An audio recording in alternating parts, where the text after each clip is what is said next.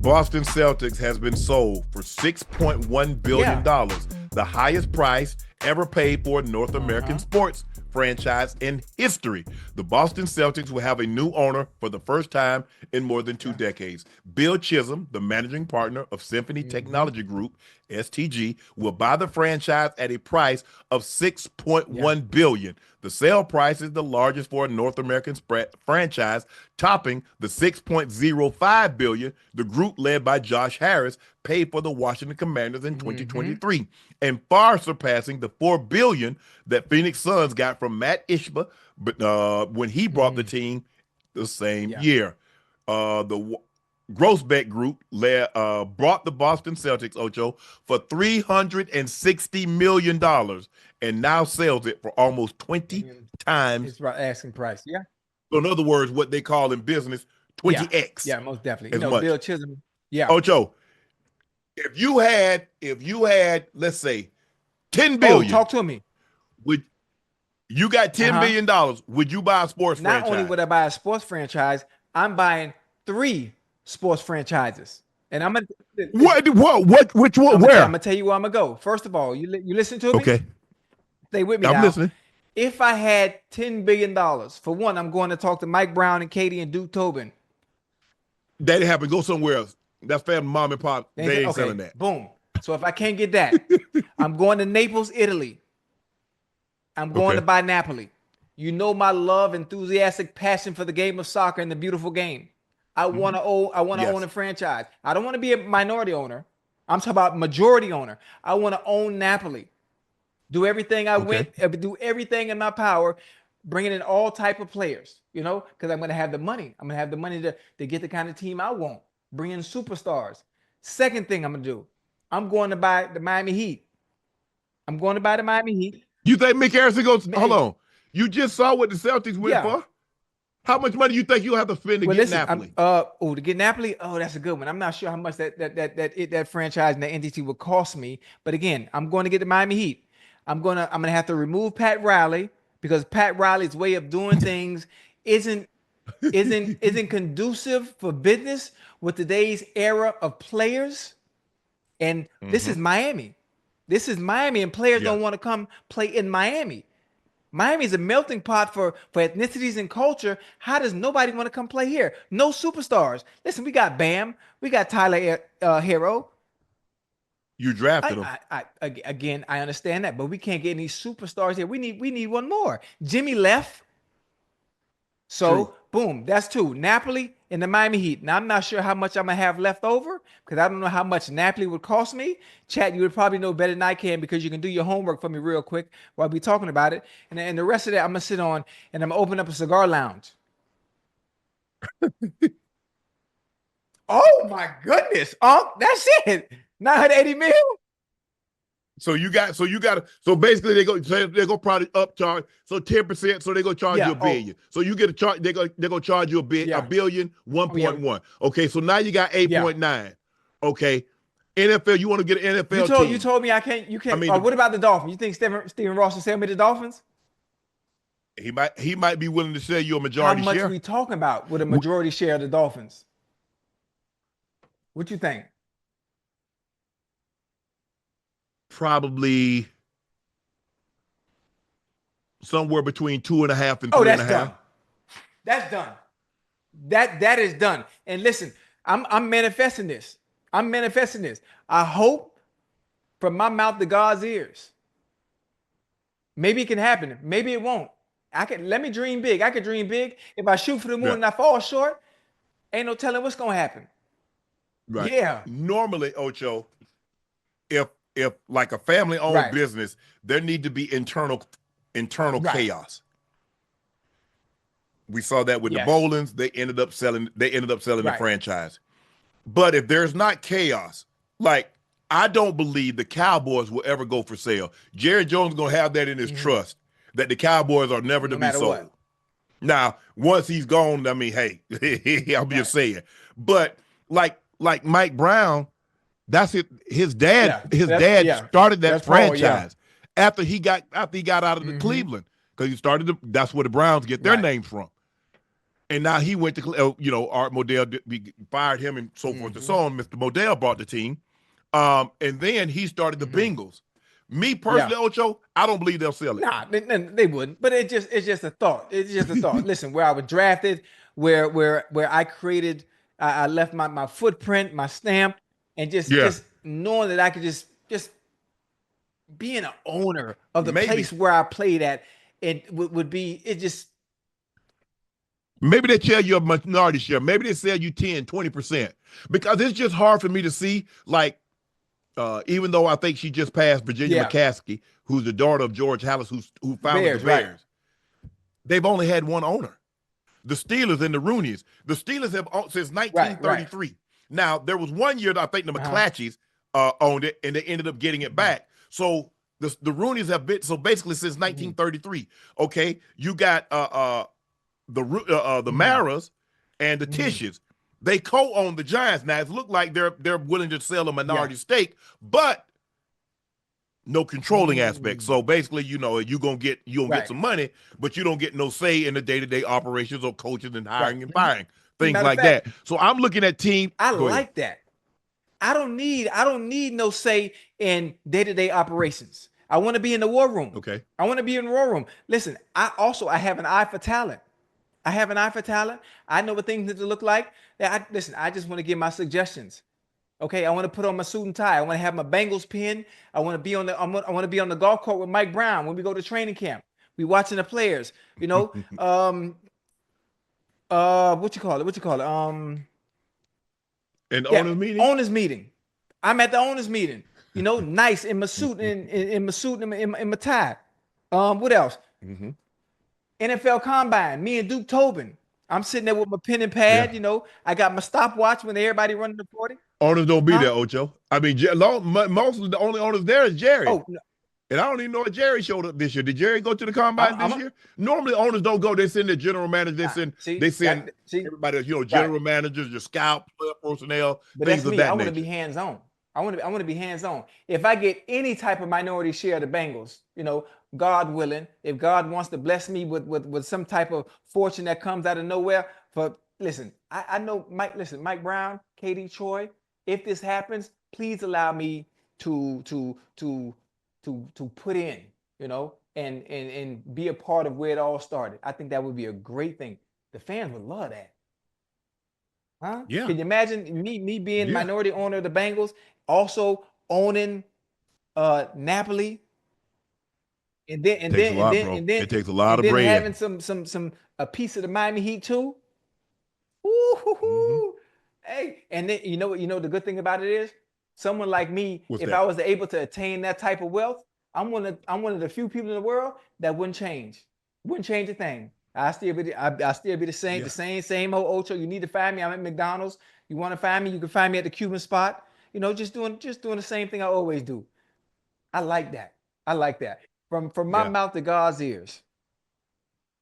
Yeah, you might better hope maybe buy the Vegas franchise for an NBA team, or hope they get another have somebody want to start another franchise. But it's hard. You're more apt to get somebody to move than they make it an odd number, 33, because you got 32 teams and you got 14 divisions. So that seems to be, NFL kind of seems to be set. It looks like, if anything, the NBA will add 2 franchises, one in Vegas, and it seems like Seattle is kind of the favorite since they lost to Supersonics. And you got Vegas. They got a football team. They got a soccer team. They got a hockey team. Baseball is coming in a couple of years. They got a WNBA squad. So they'll have the 4 major sports. They get a basketball team, and it looks like that thing gonna go for $5-6 billion. Woo. Hey guys, I got Coach on the way. Can y'all hear me? Yep, we got you, Coach. Yeah, I got you. You got us? Yep, I got y'all. Hey. Okay. He's about to jump on. Excuse me. So what's your name? Kirk. I fucking love you. Yes, sir. I love you. Fucking love you too. Appreciate it. Guys, we're getting ready to get joined by, had injuries not robbed him. He was one of the great players in NBA history. He's well on his way to being the guy that talked about. He was the second coming of Magic Johnson, a big point guard, not only could score, but he could facilitate. Here he is, 1 cent himself, Mr. Penny Hardaway. Penny, you got us? Yeah, Kirk's trying to get it right, my man. Kirk was just on. There it is. What's up? What's up? Penny was good. Man, we good. We good. What's up with y'all, man? Penny, you still owe me a one-on-one, man. What's good? Hey, Ocho, you can get that. Okay, let me know. Hey, right listen, now. I'm gonna tell you what I'm gonna do for you. I'm gonna spot you 5. You hear me? I appreciate that. I'm gonna take those 5. Penny was a 4-time All-Star, 3-time All-NBA selection, and he's the head coach of the Memphis Tigers. Penny, you match up tomorrow against CSU, Colorado State.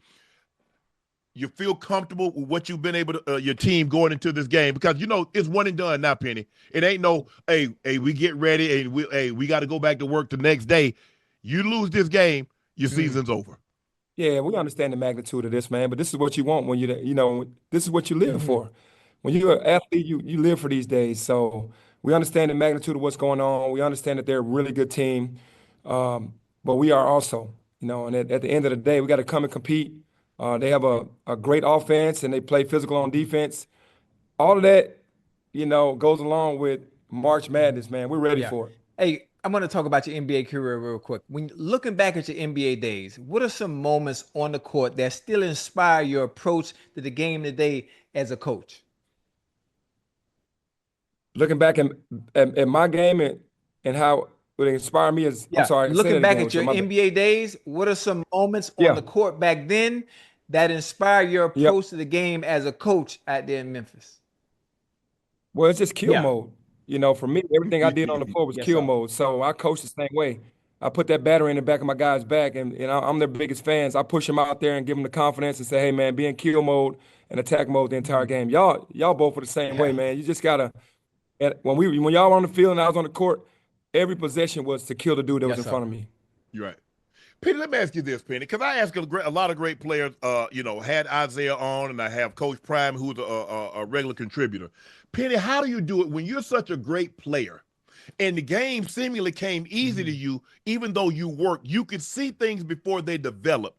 How do you have the patience to realize that, these guys probably not going to be Penny Hardaway? How do you have the patience? Because you tell a kid something, and then he F it up. You go over this in practice, and he F it up. You do it in film study, and you're like, son, we went over this. How do you have the patience to do what you do, Penny? Man, it's just one of those situations that we say back home was already understood, doesn't have to be explained. I understand that they won't be on the level mentally as me, so it doesn't have to be explained. So what I do is I put them in positions to win offensively, and I put them in positions to win as a group defensively. So it's all about team. And then their individual gifts that they have, I put them in those positions to be great. And that's the best thing to do. For me, I know when I played, I was God gifted. I could play all over the court. The coaches gave me the ball. But this guy might need to spot up. He might need a pin down. He might need to play out of closeout. This guy might need an ISO. So to me, the gift that God gave me was realizing the strengths and putting those guys in their strengths the entire game. And then that patience comes along with that because I'm putting them in a position to win. See, I like that. Did you hear what he just said? Understanding your players' weaknesses and your strengths. Now, I'm not sure if it's easy to do as a basketball coach, but I wish from a football standpoint, especially at the highest level, if players or not players, if coaches, offensive coordinators understood what their players did well, I think it would make things much easier, being able to manipulate what you like to do based on your players' strengths. So everyone could play. So offensively, everything could be a little bit better. I love that mentality as a coach. Yeah, for sure, man. Because all these scouting reports are going to put them in their weaknesses. So we got to figure out a way to escape those weaknesses and put them in their strengths. I like that. Peter, let me ask you this. The NIL or whatever the case may be, actives or whatever the case may be, it's made it a lot more difficult because, Penny, you can't get on a coach and coach a kid like they coach you or like you would want to coach, because if you get too hard on them, Penny, they're going to jump in the portal on you. No doubt. Penny, how do you make sure you're trying to make a kid understand or get a kid to understand, son, I'm trying to put you in the best position that I possibly can to help you succeed, without them taking offense to it and going somewhere like, well, hey, I'm not getting the minutes that I need. I'm going here. Or somebody coming in and say, son, hey, I see you and I can give you $250. I can give you $300,000. How do you deal with that now, Penny? Because it's a lot different than when you played. I think that, what I try to do is make it a partnership and not be all 100% about me. And when I give the guys the money, right, when they come in as a basketball player, I'm going to try to make you as comfortable as possible, but then you got to give me something as well. The worst coaches to play for are the coaches that, all right, they're going to come in and change everything that you've ever done in your life and make you somebody that they didn't recruit or somebody that they didn't get out of free agency, right? So I'm not that coach. When I get you and come and get Shannon Sharpe and Ocho, I know who y'all are already. I'm going to put you in this situation and we're going to have a partnership. It ain't going to just be all about me. And when you do that and you stand on the truth of everything that you tell this young man, then they respect that, man. And the respect factor goes a long way. When you respect your coach, you'll run through a wall. You don't want no butthole coach. You don't want no coach that's going to be, all about being anal all the time, being negative all the time, and not really trying to see your side of things. Because in today's game, you got to see the other kid. You got to see his side. In our era, the coach said what he said, and we just did it. That was it. Yeah. Penny, you got it on? Let me ask you, Penny, let me ask you this. What happens when a player comes to you and say, Coach, I need more minutes. I ain't getting the minutes, so I'm going to have to leave. If he's not getting the minutes, that means he doesn't deserve the minutes. Wow. So I stand on the truth. If you ain't getting the minutes you want, that means you ain't stepping up to the plate and putting the work in. We need to work on the unrequired hours as well, not just coming to practice and think you're going to get shots up, but what are you doing to affect winning positively, not negatively? You're affecting the winning negatively because you're not coming to the gym, you're not watching film, you're not getting extra work and waiting on your moment and being ready, staying ready so you don't have to get ready. A lot of these guys come to the gym during practice, they might make a couple bucks, but they don't sprint the lane. They don't get a stick hand up. They don't take charges. They're not playing tough, multiple efforts. And that's what's going to get you on the floor with me. If you're not on the floor, then you're not stepping up to the plate to what we're needing you to do. And we give it to them in black and white. We have non-negotiables. These are non-negotiables. If you're not doing these non-negotiables at a high level, you can't get many minutes. And if you're getting minutes, it's going to be small until you get to the level where you can do those at a high level.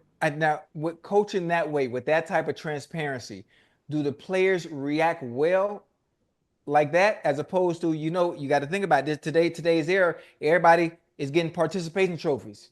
They patting you on the back just for simply being a part of, even when you're not doing things the right way. Do they react well to that type of honesty and transparency? They react well to the truth because I love on them as well. I'm going to be getting in the gym with you. If you're ready to get in the gym, I'm ready.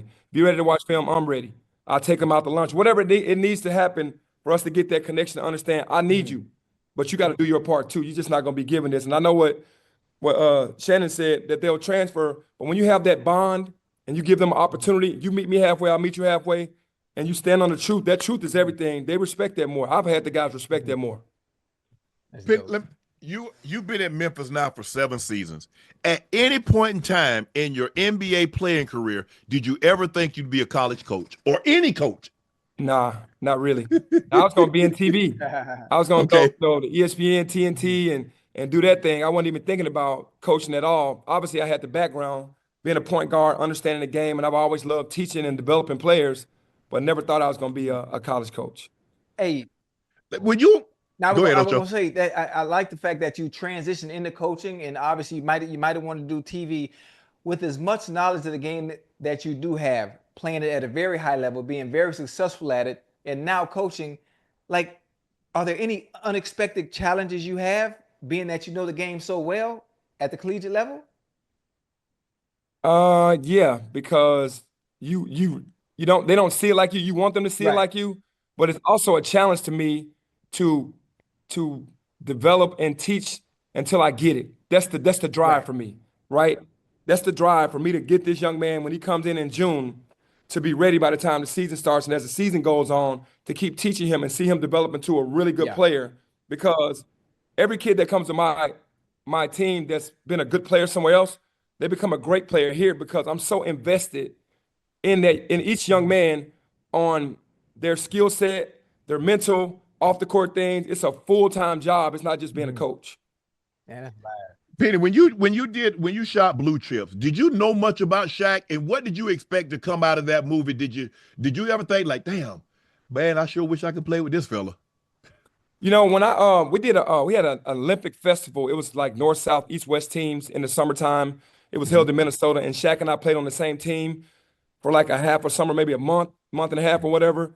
And we got to know each other, a little bit. But Blue Chips, I used that platform to show Shaq who I was. The whole being about that movie was to get Shaq to understand that he needed me. I auditioned for him, not the movie, to make it Orlando. I like that. I did that. I did that every day. Peter, have you ever thought about, man, if my knee, because I think you had a knee issue, you tried to come back, you did you end up having microfracture on that kney? I did. The microfracture took me out. I had 7 knee surgeries altogether, but the last one was microfracture. That was it. Same knee, left knee. If I'm not mistaken, I think that's where they drain into the bone. They drill into the bone, try to let it drain, try to let it heal on its own.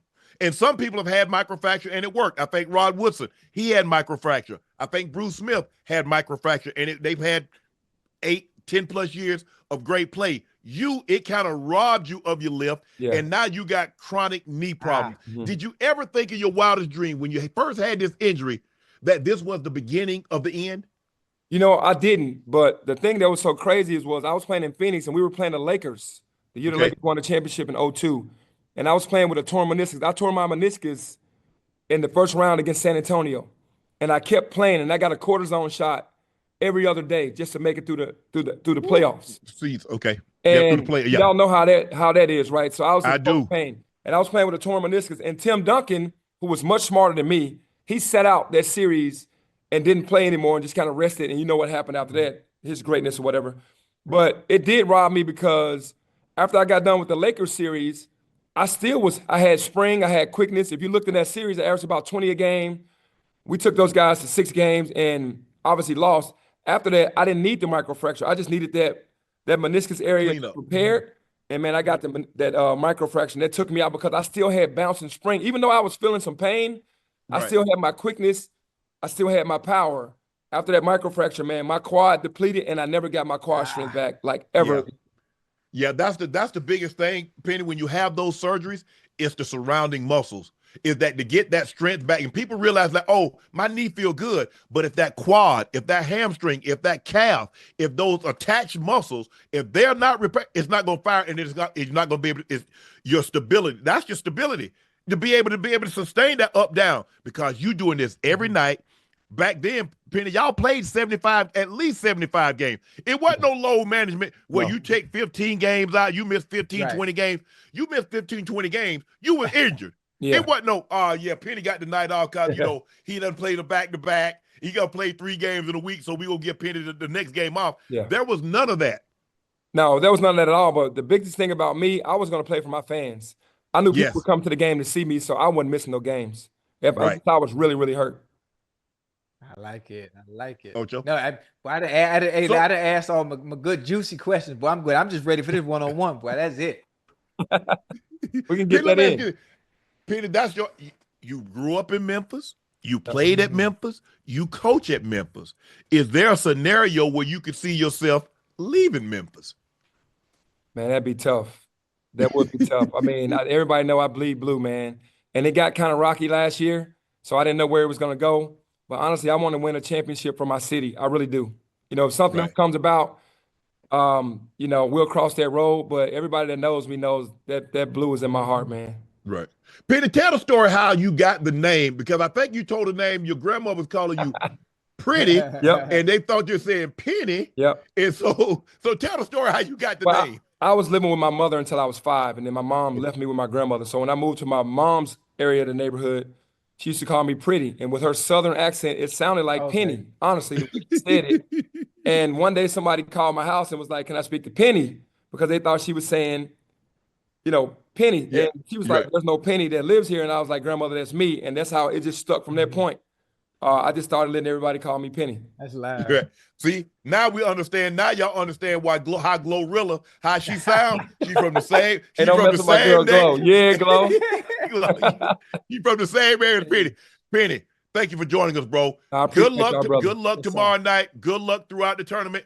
And when you cut down the nets, come back and join and join your boy. I will, and we're gonna get that one-on-one. I got you, baby, man. I salute you, baby. All right, same, brother. Hey, one more thing, Penny, before you go. I need them Galaxy phone posits. I know you got a pair. What size? 12. No, 13. 13. 13. You got that coming. Right. They're going to be there. As soon as I get back home, I got them out. Appreciate it, Penny. Take care, no doubt. All right. Mr. 1 Cent himself, Penny Hardaway, great dude, man. Yeah. Ocho, I don't know, like the chat, how many people remember watching Penny Hey. play, but he was a wizard with the Man, the real basketball. deal. He was supposed to be the next Magic Yeah. Johnson, a guy that was 6'7" and a half that could score. He could score the difference between he and Magic. Magic couldn't score like Penny. Penny could really score the basketball and could play with his back, but he was a big guard like Magic. Magic 6'9", Penny 6'7". We hadn't seen point guards like that that could handle the ball like handle it. And then think about him and Shaq. Him and Shaq in the pick and roll, the lob, Penny getting downhill, can finish at the rim. Everything. He had the mid-range, had a nice float game. And that Andrew, like he said he just needed his meniscus cleaned up. They ended up doing microfracture, and he never recovered. He never recovered, Ocho. Ah, man, I hate injuries, man. And you know, sometimes guys get surgeries, and you're like, damn, guys have back surgery. Look at Gronk. Gronk had a back surgery in college. Went on, had a Hall of Fame career. Like I said, Rod had microfracture. Bruce Smith, if I'm not mistaken, had microfracture. They played another 8-9 years. And Penny, it was downhill after that. Go ahead, Ocho. I think about some of the injuries, man, to some of our greats. Some of our greats where they weren't able to finish their story.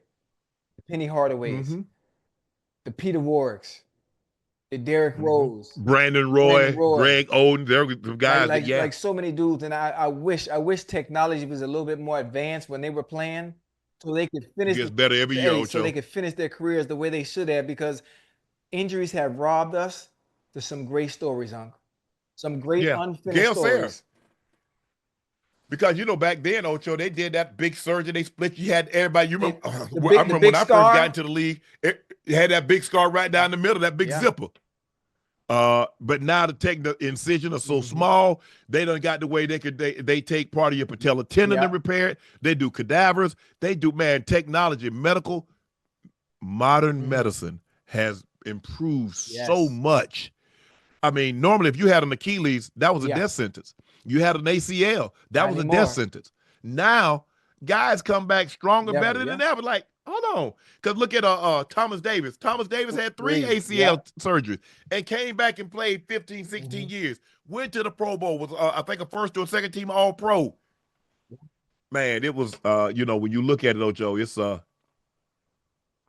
but to watch him, because I'm old enough to remember. I remember him at Memphis. I remember him going to Orlando because they made the swap. They traded Chris Webber because Orlando got back-to-back #1 overall picks, and they ended up trading Chris C. Webb. He ends up going to go, if I'm not mistaken, thank good goes to Golden State, and then Orlando swaps out and they get Penny.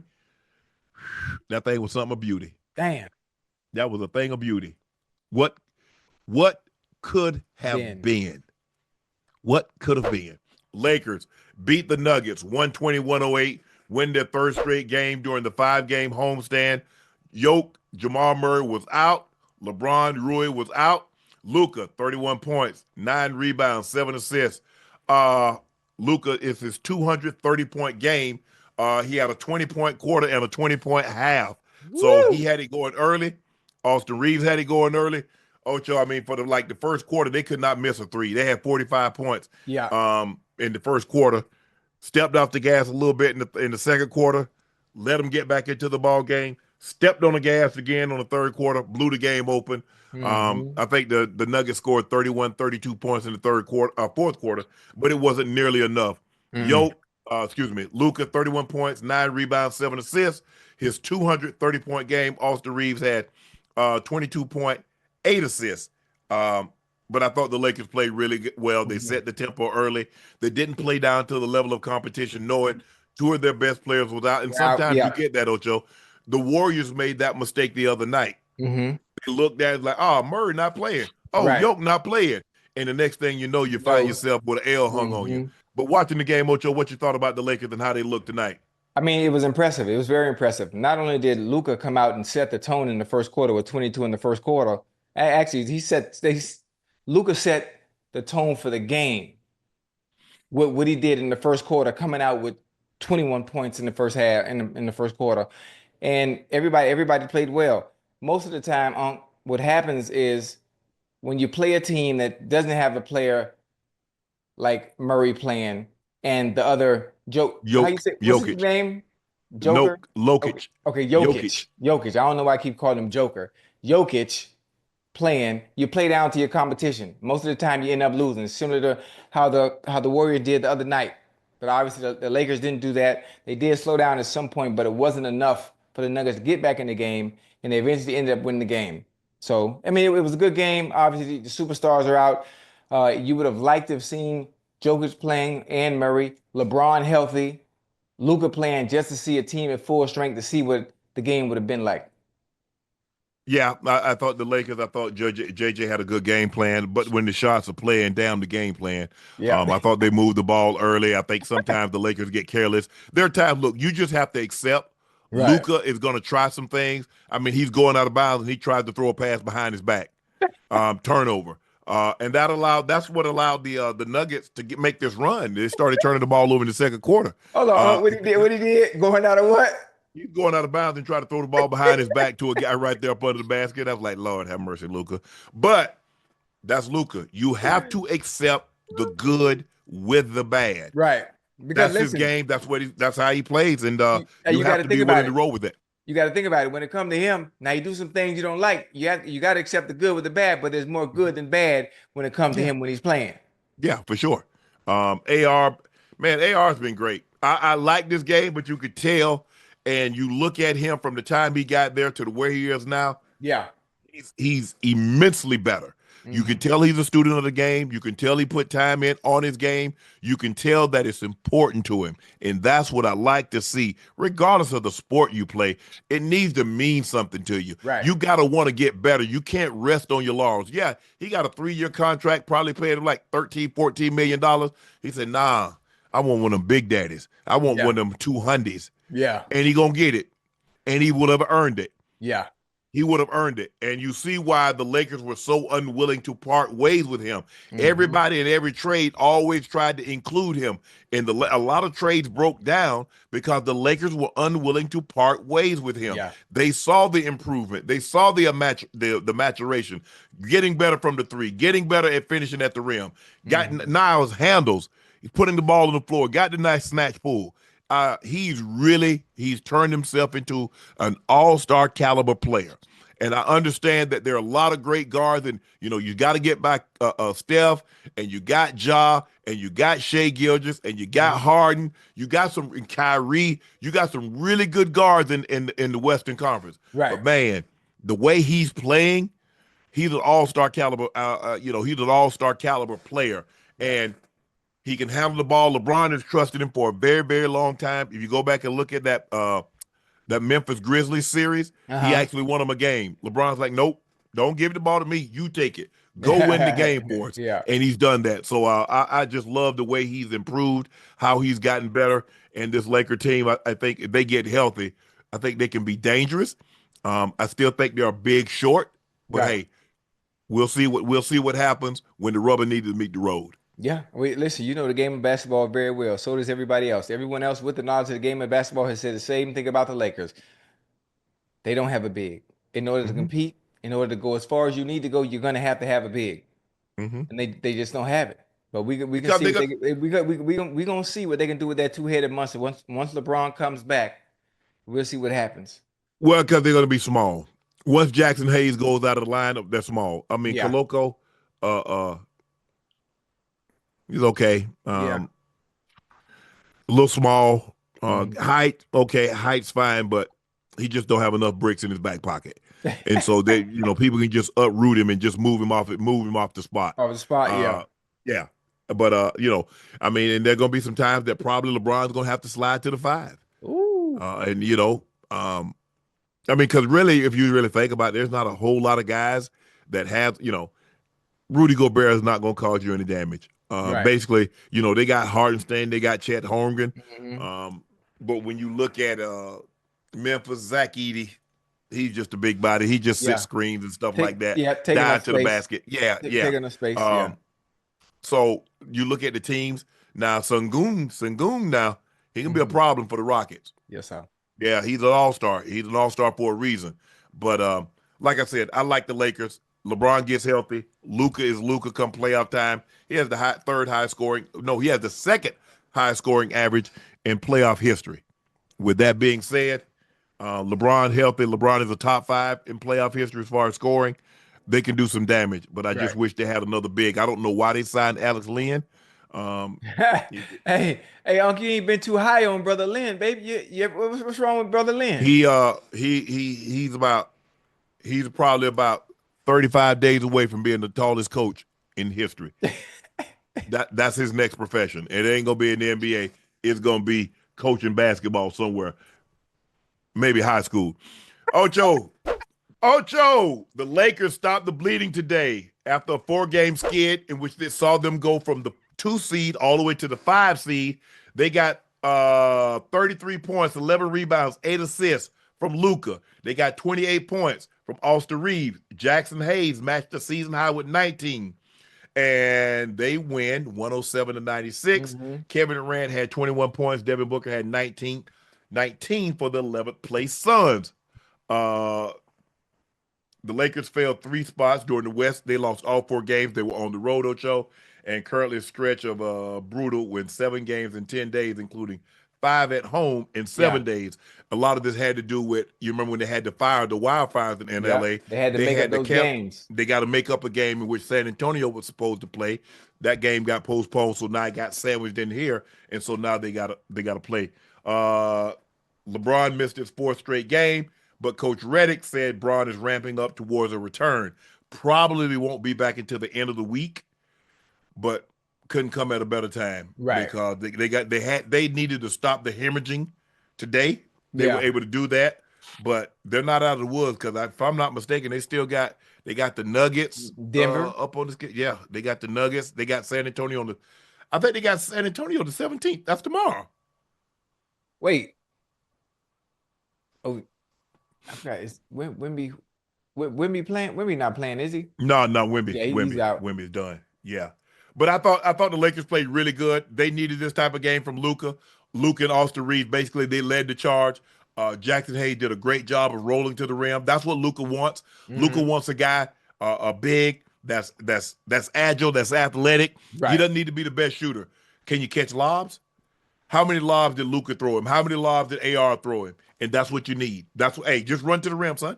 Yeah. When they come to double him, which they're going to do, they did a lot of that late in the ball game to try to get the ball out of Luka's hands, and rightfully so. And Luka, great awareness, throw it up. Jackson Hayes brings it down, dunks it home. So I would have loved, man, I just want LeBron to come back and not have any setbacks and see how this thing plays out for the final, 17, 18 games of the regular season. But I like the way they played today. Got some great production. Gabe Vincent came in and gave some quality minutes, but they did a great job of KD did not shoot the ball well from the floor. Book did not shoot the ball well from the floor. Bradley Beal did not shoot the ball well from the floor. Hell, I'm not so sure Bradley Beal even scored a point. Did Bradley Beal even? I'm serious, Ocho. Right. Did Bradley Beal even score, Ash? If he did, he had minimal points.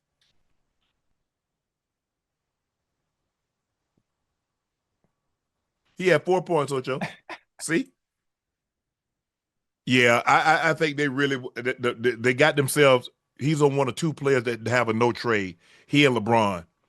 They really want to get up. They want to move on from Bradley Beal, but he don't want to go nowhere. It's a conversation. It's a conversation that needs to be had. Them asking him, is there somewhere you want to go where you would like to play? I kind of like it here. The weather's nice, sunshine. No, there's no place I want to go.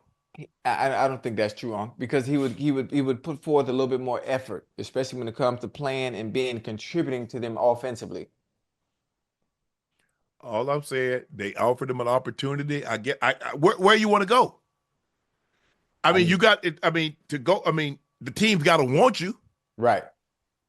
You don't think a team would want him? Yeah, but not the team that he potentially wants to go to.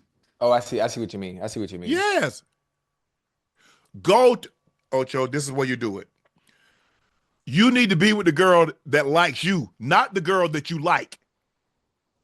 You see? Go to the team that wants you, not to the team where you want to go.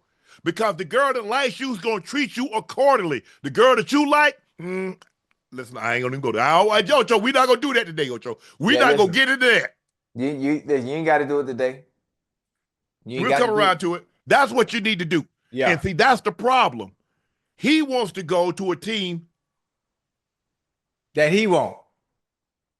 Not the team that wants him. Hey, using that analogy where people can better understand it, I like that.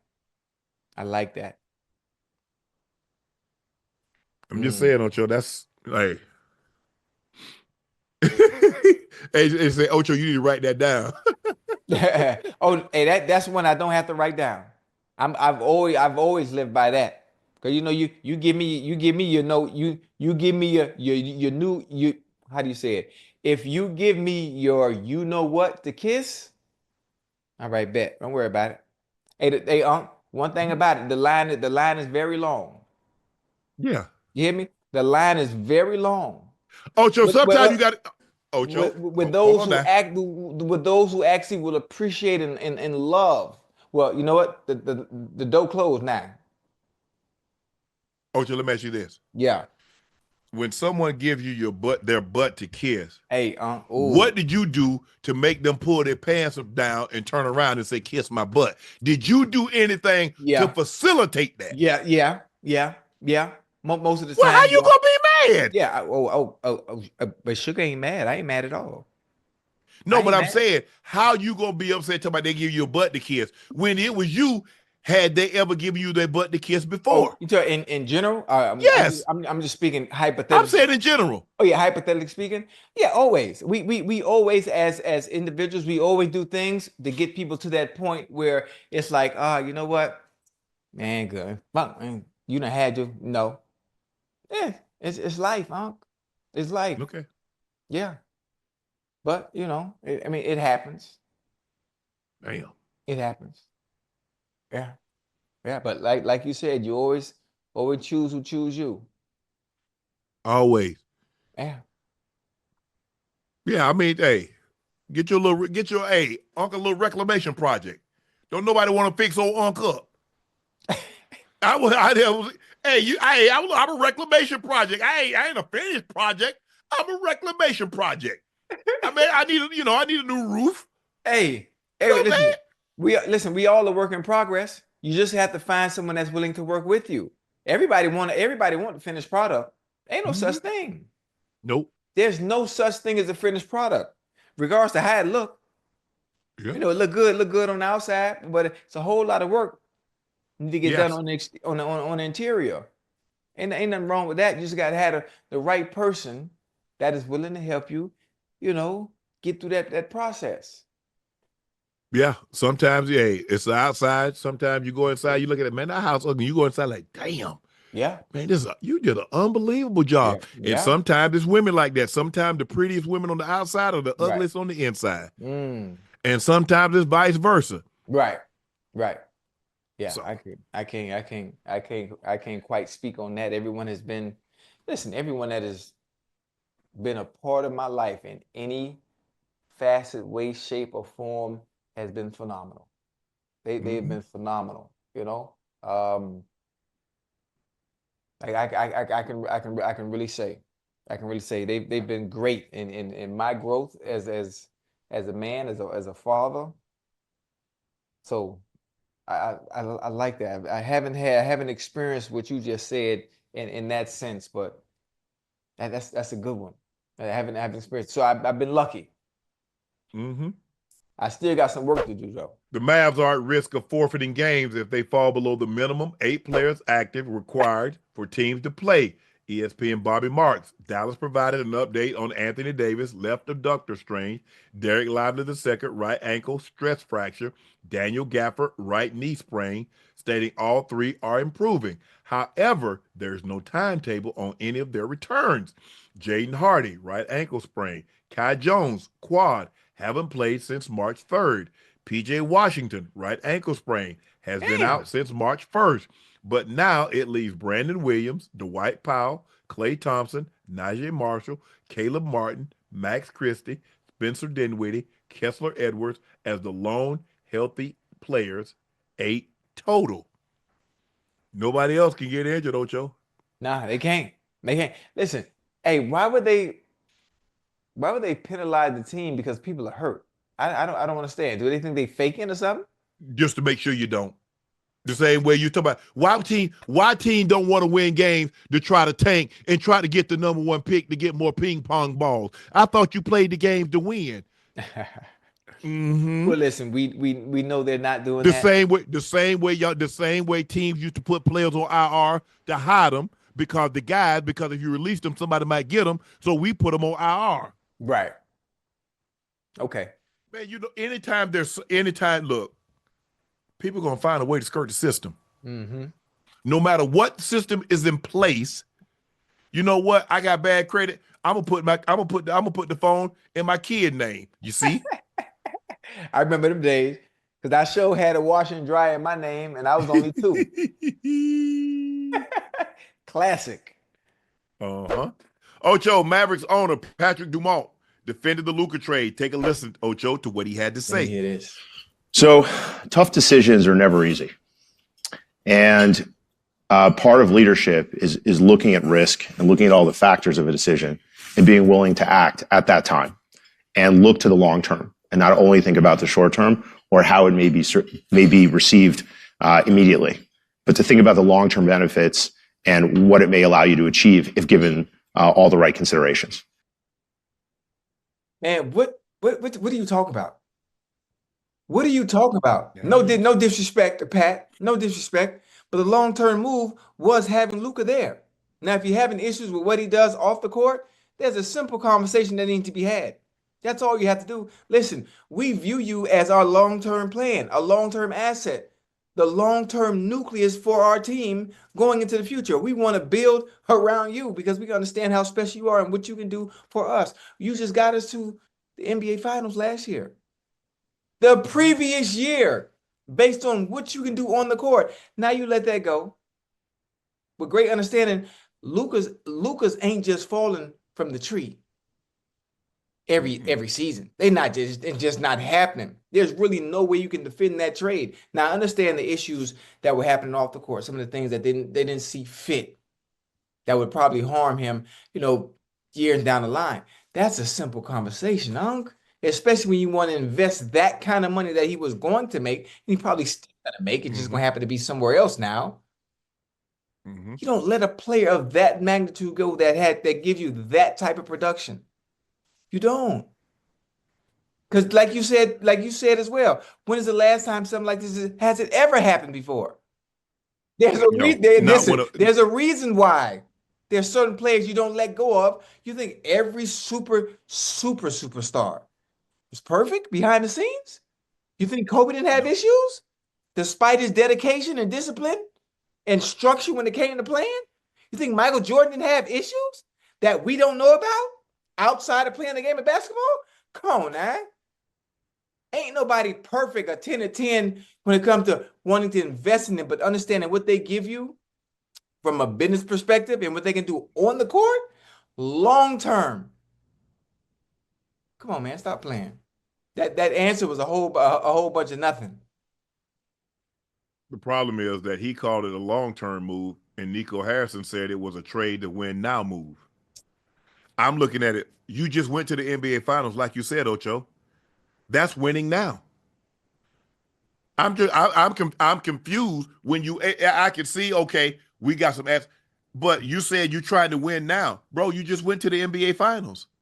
You just did that. It's not like you hadn't made the playoff in a couple of years, right. Ocho. It's not like you got knocked out in the first round, Ocho. It was a situation you went to the NBA Finals.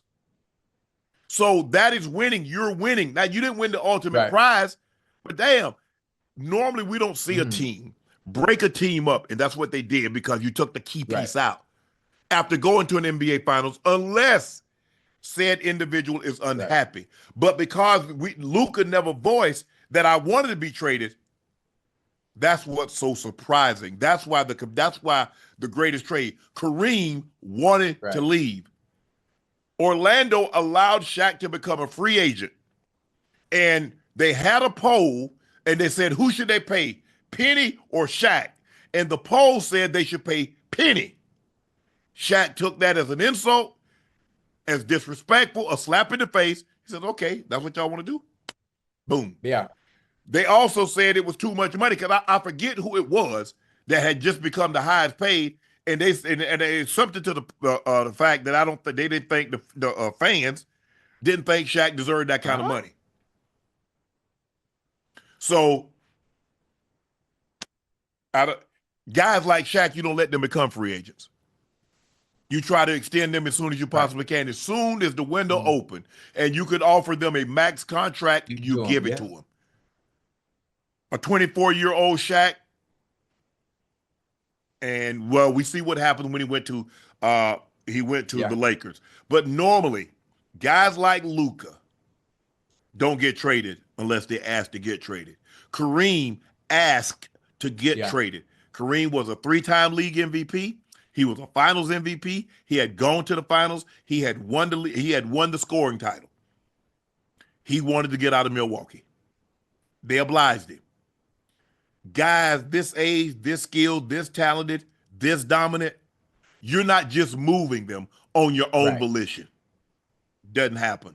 Not at this age. Now, it come a time we saw AI get traded, but AI wasn't 25. And AI didn't ask to get traded, but you know the organization thought it was in the best interest, thought some of the things that were going on off the court, and they moved on from AI. But 25-year-old AI, they ain't moving it. Not. You understand? And so I'm understand. But I was just saying you understand the product. You understand the product that you're getting on the field. I used a scenario last night. American Gangster. Denzel Washington, Cuba Gooding Jr. There's nothing wrong with Blue Magic. You got Blue Magic. Why are you touching it?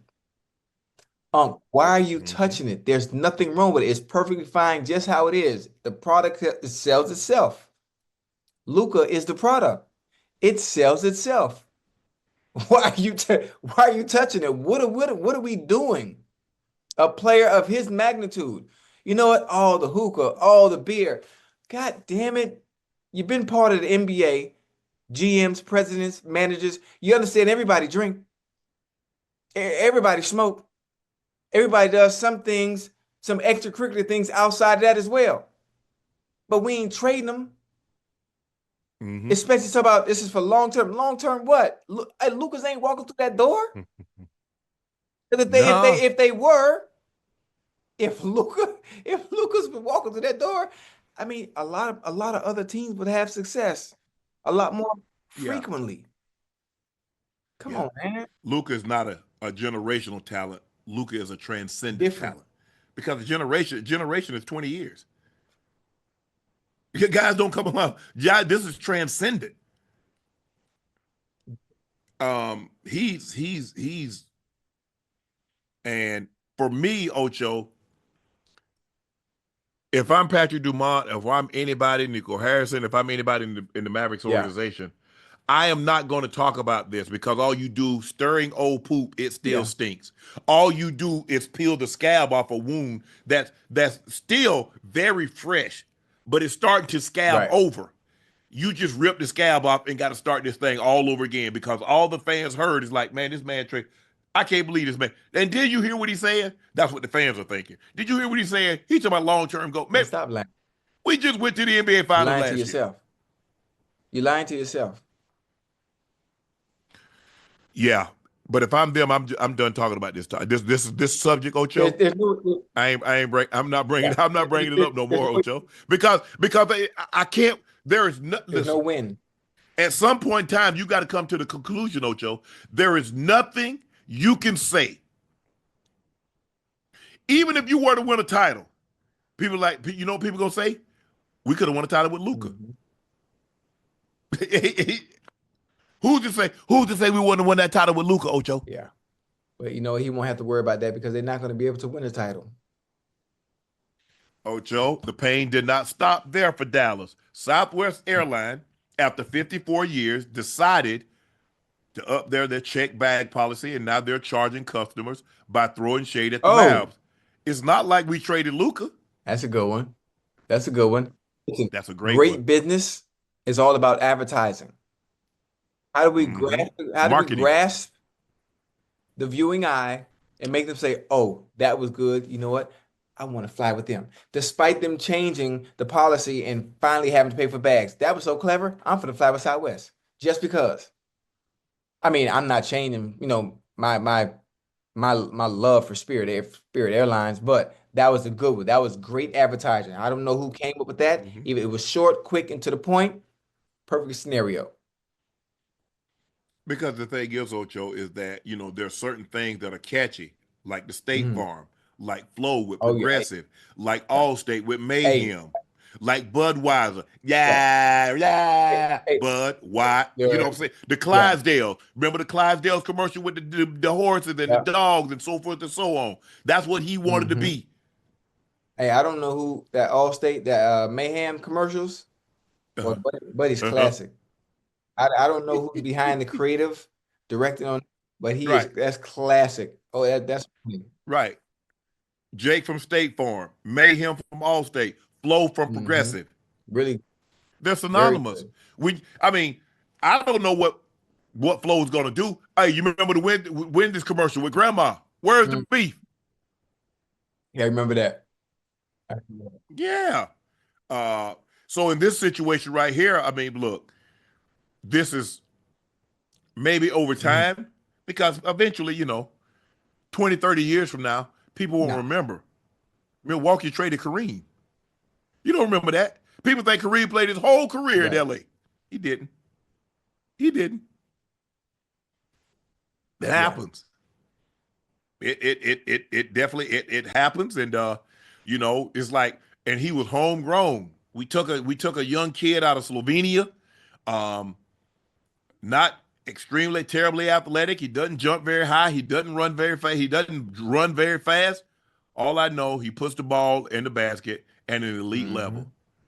He has the third highest scoring average in NBA history, only behind Michael Jordan, Wilt Chamberlain, and it's Luka Doncic.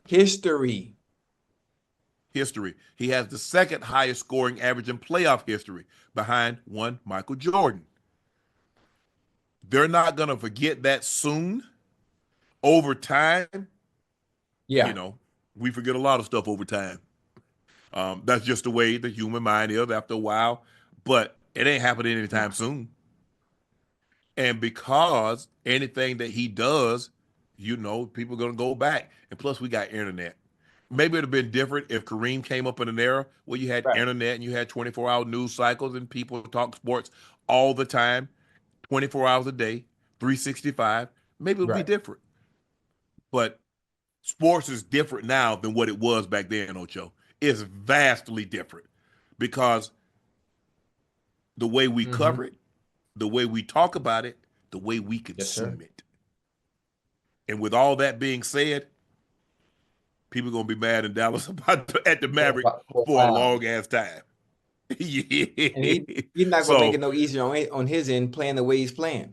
When LeBron comes back and they continue to have success together on the court, it's going to always be brought up over and over and over and over.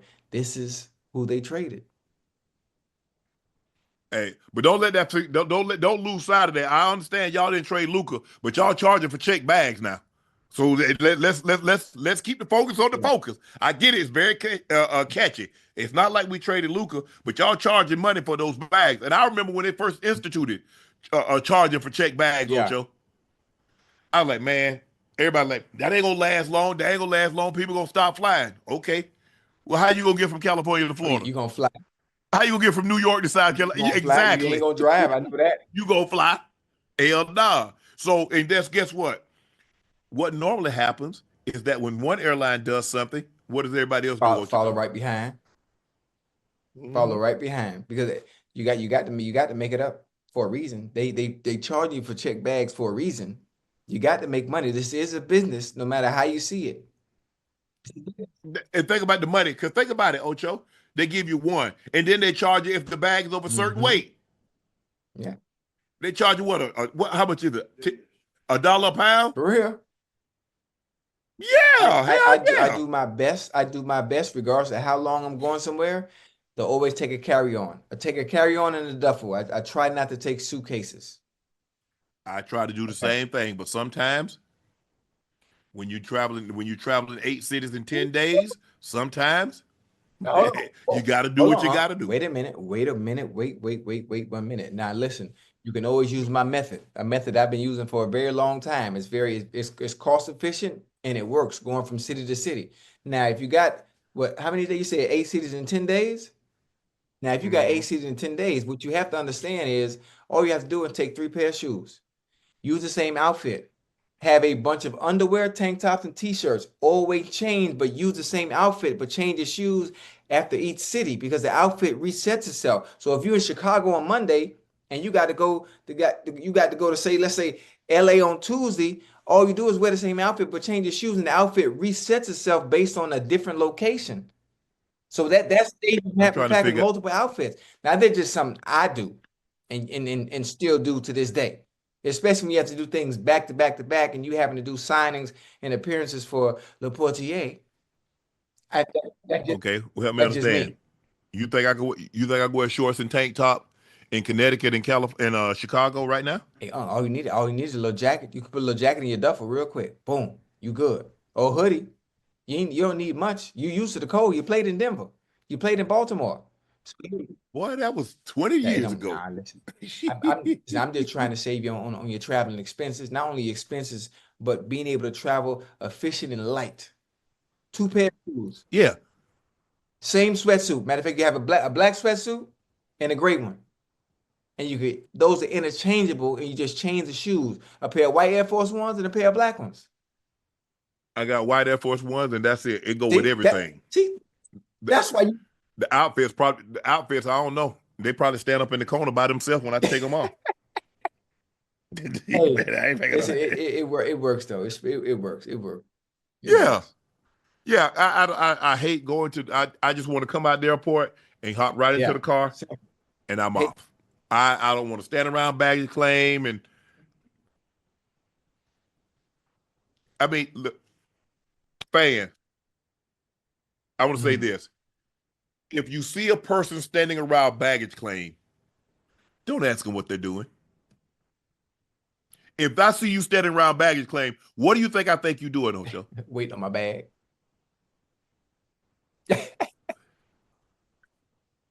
What are you doing here?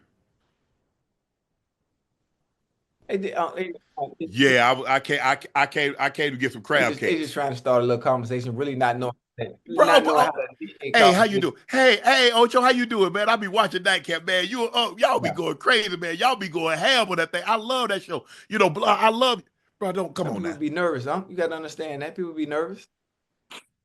Oh Lord, have mercy. I told you the dude asked me. I was at the strip joint, man. What you doing here? Same thing you doing here. Look at that hoo-ha.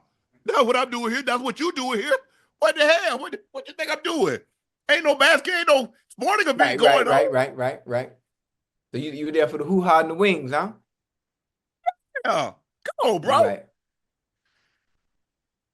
Yeah, man. Hey, man. Hey, man, y'all, man, I've been watching you and TD, bro. This not the time. Not right now. You try to distract me. Hey, read the room. Yeah, man. Honey on the stage, bro. I ain't trying to hit up by no TV. Honey? I'm looking at Honey right now. That's what I'm looking at. Ooh, Amber. Amber up next. Yeah, it's coming to the stage 1. Stage 3, devastation. Yeah. Honey love. You ain't never seen devastation, huh? You never seen the devastation? Yeah, it's one named Devastation, boy. She known worldwide. Hey, they call it chocolate, caramel. Yeah. Mercedes.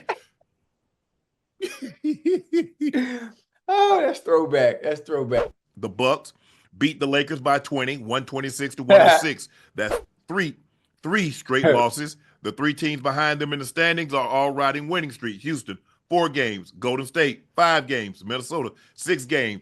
Big trip tomorrow to end the road trip in Denver back-to-back. The Lakers wasted an outstanding performance by Luka Doncic. Luka is the youngest Laker to play, the youngest Lakers player to have 45 points, 10 rebounds in a game since 1962. Oh, 45. Magic had What did Magic have in that playoff game, Ash? Was it 42? He might have had 42. But anyway, he's the youngest Laker to have 45 points, 10 rebounds in the game since 1962. The problem tonight, Ocho, was the guys that can score, they don't really defend very well. Luka and AR. Guys that can defend can't score the ball. Finney Smith, Vanderbilt, that's the issue that you had. Luka and AR played extremely well. Nobody else did much. And that's the problem that you're going to have. They got crushed on the Magic had 42-15, okay. The Lakers shot 44% from the floor. They allowed Milwaukee to shoot 48. They shot 38% from the three. They allowed the Bucks to shoot 43. Turnovers wasn't that vast. 14 for the Lakers, 12 for the Bucks. They did get out rebounded by 10 on the offensive glass. But look, and that's the problem that you're going to have right now. They're scrambling. They're undersized. Like I said again, and I don't like to beat a dead horse, but I don't know why they signed Alex Len. He's big for no reason. I mean, probably the God thinking like, man, if I'd known you was gonna be like this, I wouldn't have gave you all this height. There ain't no sense of you. Ain't no sense of you. He pretty soon he about to be the tallest coach ever. That's where he headed. That's his next occupation, Ocho. I don't want to talk bad about him. Maybe he just hasn't come into his own yet. Maybe he's lacking a little bit of confidence. Having that type of size, that type of length. And to be playing in the NBA, you have to be of some type of use. I haven't seen it yet. He's 7 foot tall. Listen, I know. I saw for myself. No Jackson Hayes tonight, no LeBron, no Rui. I think the game would have been a little bit more competitive, obviously, if the Lakers support was healthy. Yes. Obviously, Luka did all he could do, but as you said, those that score can't play defense. And those who play defense, they can't goddamn score. So not having LeBron his hurt. I think it's going to be like this for the next week or two until he can get himself back in health. Luka's going to have to do his best. Luka's going to have to do his best and carry the load as much as he can. And hopefully, the supporting cast can have nights. Those that can score can have nights when they're on and be a little bit more efficient and pick up the slack, being that LeBron is not there. You look at Luka. They scored 106 points, Ocho. Luka gave you 45. Austin Reeves gave you 28. That's 73. That's crazy. They got 30. They got 33. Everybody. 1, 2, 3, 4, 5, 6, 7, 8, 9. The 9 other players scored 33 points. One guy scored 10. So that means they got 23 from the other 8.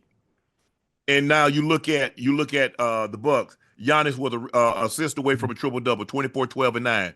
Brook Lopez, 23. Dame, 22. Kevin Porter Jr., 22. Gary Trent Jr., 16. When you get that kind of production, when you get that kind of balanced scoring, and the scoring is so lopsided on the other side, well, that's kind of what you're going to get. You're going to get a situation where you get blown out. And like we said, we were talking about it at the top, Ocho. Those that can score don't defend. Those that can defend can't score. So what do? They would have literally had to play a perfect game. Oh, yeah. Luka and AR give you what they gave you, but other guys are going to have to knock down shots. Luka can't play any better. Some of the shots that he was hitting, you're like, damn. And they got the game within 2-3, and next thing you know, the Bucks go on a 10-0 run or a 12-0 run and push it back to 14. The Lakers claw it back. They go on a 15-2, 15-3 run and push it back out, and then the Lakers could get no closer than that. It's just LeBron could not have, and it's not his fault. So I don't want people to say, "Oh, Chad, like he could help." But LeBron injury could not have come at a worse time, Ocho. This is, they were playing extremely well, and then he gets hurt. Now what do you do? And I said this at the time. I do not believe they're going to be in second place. They're not going to be in second place. They got to hope they can hold this thing off and not get into play-in, which is 7 through 10, because they got an uphill climb. They got the Nuggets tomorrow. They got the Nuggets tomorrow. Now, Brook Lopez had 23. What the hell you think Yoke going to do? Well, listen, it don't matter who Yoke playing.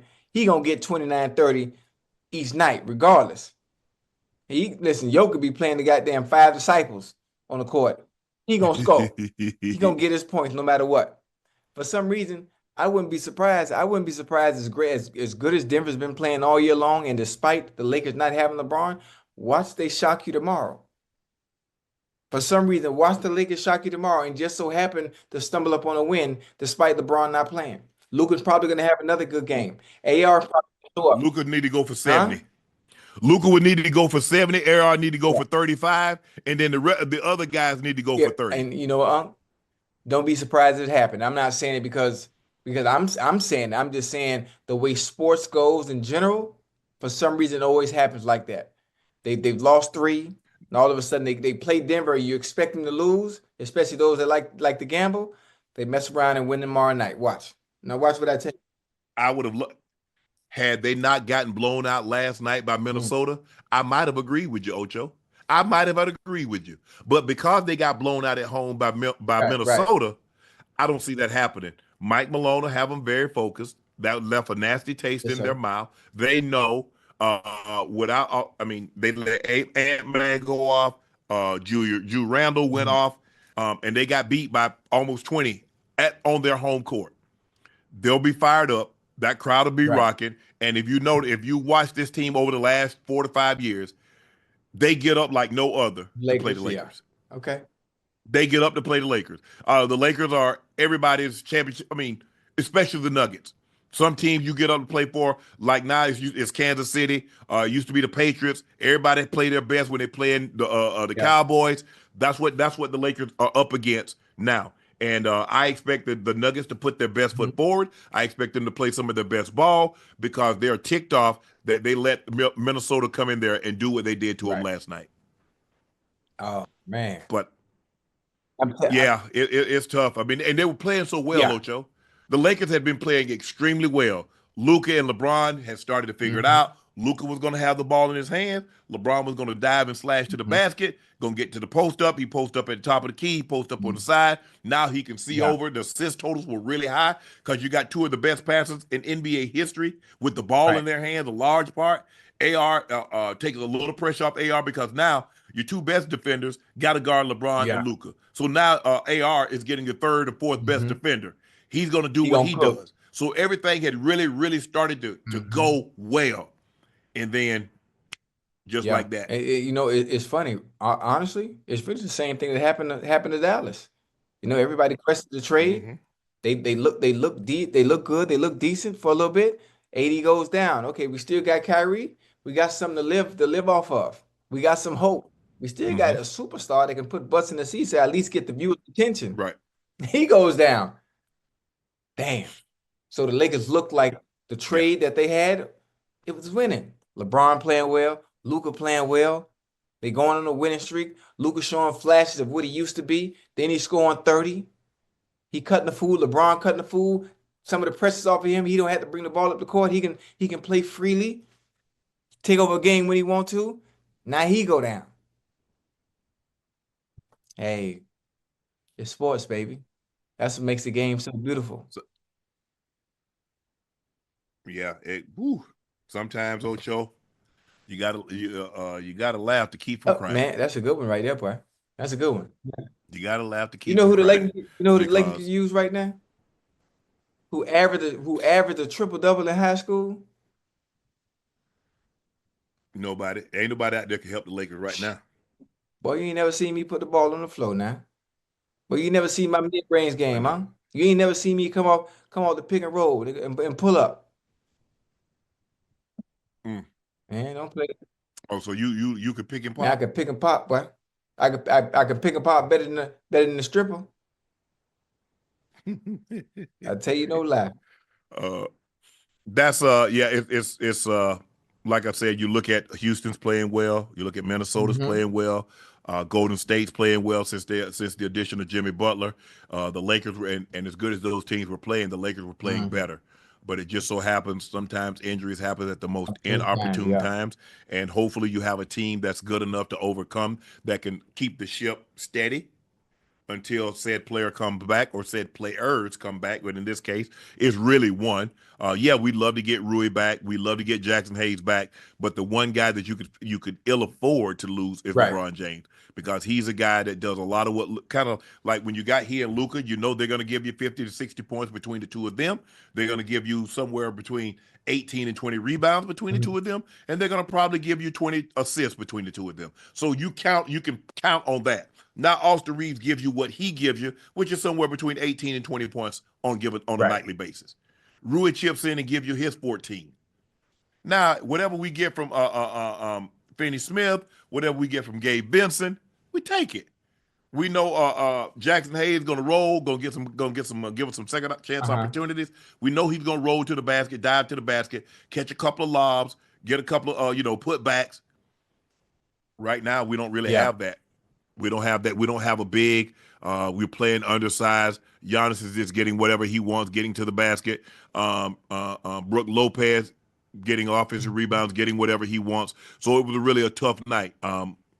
The effort, I don't think JJ is going to be really pleased with the effort. There's a lot of times Kevin Porter Jr. hit three straight threes in the third quarter.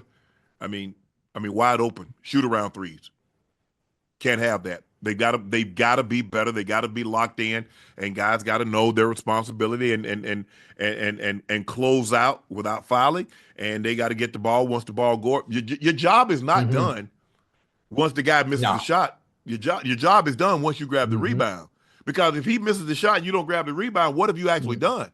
It's kind of like, Ocho, you and I talk about on third down. You get a team to third down. If you can't get them off the field, what good is getting them to third down? None. Because listen, if they get a third down and they keep doing it, they're going to get the ball in the end zone.